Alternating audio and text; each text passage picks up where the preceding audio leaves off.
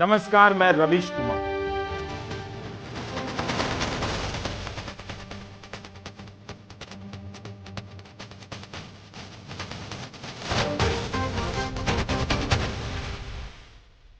गलत प्रश्न पत्र बांटने की घटना केवल झज्जर में नहीं हुई। मीडिया रिपोर्ट के अनुसार इस याचिका में लिखा है, कुछ उदाहरण दिए गए हैं। सवाई माधोपुर के girls higher secondary model school के एक सेंटर में दूसरे माध्यमों के लिए बनाए गए प्रश्न पत्र का सेट बांट दिया गया।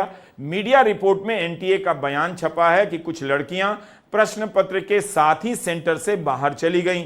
5 मई को तेलंगाना के आसिफाबाद स्कूल को बांटने के लिए जो प्रश्न पत्र मिला था वो बैकअप वाला सेट था। स्कूल ने एनटीए से शिकायत की तो 1 घंटा पहले ओरिजिनल सेट दिया गया। याचिका में यह भी लिखा है कि यह सामाजिक न्याय के लिहाज से बेहद जरूरी है कि परीक्षा दोबारा हो और अभी के नतीजे वापस लिए जाएं ताकि नीट यूजी की काउंसलिंग को रोक दिया जाए। अगर संसद में चर्चा होती तो कई सारे सवालों के जवाब मिल जाते। विपक्ष पूछता कि एनटीए किन प्राइवेट कंपनियों को प्रश्न पत्र छापने या तैयार करने का ठेका देती है। क्या यह सही है कि ब्लैक लिस्टेड कंपनियों को भी ठेके दिए गए। यह भी पूछा जाता कि क्या एनटीए एक प्राइवेट संस्था है, और अगर है तो एक प्राइवेट संस्था अशोक स्तंभ के चिन्ह का इस्तेमाल क्यों करती है।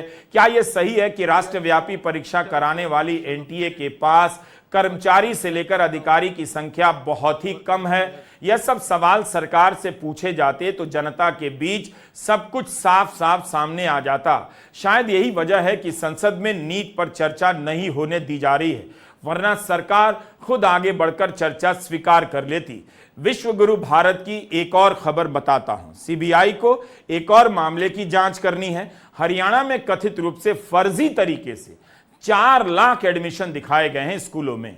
2014 से 2016 के दौरान ये एडमिशन दिखाए गए हैं। दैनिक भास्कर की खबर में लिखा है कि ज्यादा संख्या इसलिए दिखाई गई ताकि छात्रवृत्ति, वर्दी और मिड डे मील का पैसा ज्यादा से ज्यादा आए और उसका गबन किया जा सके। सीबीआई ने इस मामले में 3 एफआईआर दर्ज की है। इससे पहले राज्य सतर्कता ब्यूरो कई साल से जांच ही करता रहा। 2018 में पंजाब हरियाणा हाईकोर्ट ने इस मामले को सीबीआई के हवाले किया, कहा कि 3 महीने में ही जांच की रिपोर्ट देनी है। लेकिन 4 साल बाद एफआईआर हुई है। यह सीबीआई के काम करने का तरीका है। आप किस पर विश्वास करेंगे। कोर्ट के आदेश के बाद भी सीबीआई 3 महीने के बजाय 4 साल में इस केस को नहीं सुलझा पाती।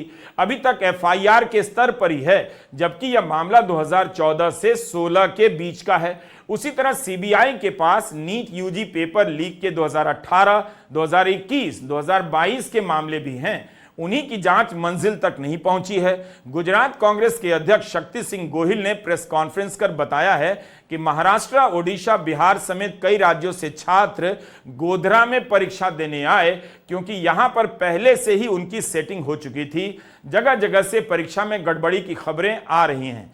यह हालत है इस परीक्षा व्यवस्था की। क्या ऐसे माहौल में किसी भी छात्र का विश्वास बहाल किया जा सकता है।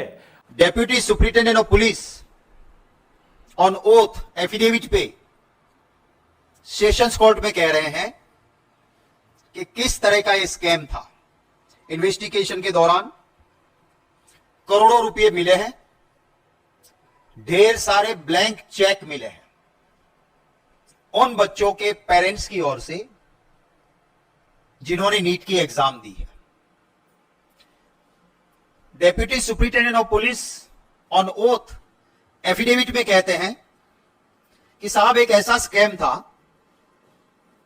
कि महाराष्ट्र, ओडिशा और बिहार और स्टेट से, माने जब आप नीट की एग्जाम के लिए एप्लीकेशन डालते हो तो आपके पास एक ऑप्शन होता है कि आप कौन सा सेंटर पसंद करोगे, और अगर उस सेंटर में, एक सेंटर में 300 स्टूडेंट बैठ सकते हैं और एप्लीकेशन 500 की आ गई तो फिर कंप्यूटराइज्ड ड्रॉ होता है कि कौन से स्टूडेंट वहां जाएंगे और आपको चॉइस मिलती है।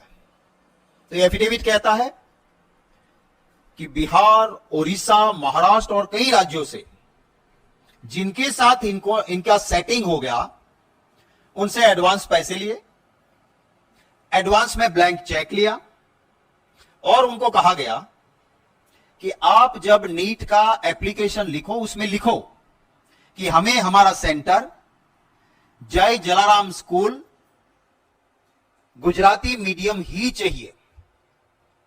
माने आप समझ सकते हो कि गोधरा डिस्ट्रिक्ट में जहां एयरपोर्ट नहीं है सेंटर पे, वहां कोई उड़ीसा से, कोई बिहार से, कोई महाराष्ट्र से एग्जाम देने जा रहा है। सेटिंग ये थी कि आपके बच्चे को 100% मार्क्स मिला के मेडिकल में एडमिशन मिले, तब हम ये ब्लैंक चेक में पैसे भरेंगे।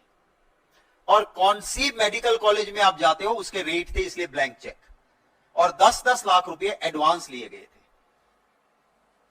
तो ये आप समझिए कि क्या मामला था कि जय जलाराम स्कूल में आप गए, आपके बच्चे को कह दिया कि अगर जो आपके पास पेपर आता है उसमें आपको जो आंसर आता है 100% श्योर हो उसको टिक करो, बाकी ब्लैंक छोड़ दो। हमारी परीक्षा व्यवस्था का बुनियादी ढांचा ध्वस्त हो चुका है, प्रशासनिक रूप से भी और नैतिक रूप से भी।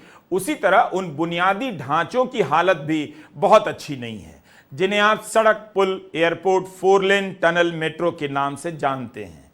इंसान को इन सब को पुकारने के लिए एक नए नाम की तलाश थी। नेताओं को दरअसल मुश्किल नाम मिल जाने से काम भी मुश्किल लगता है, बताने में अच्छा लगता है।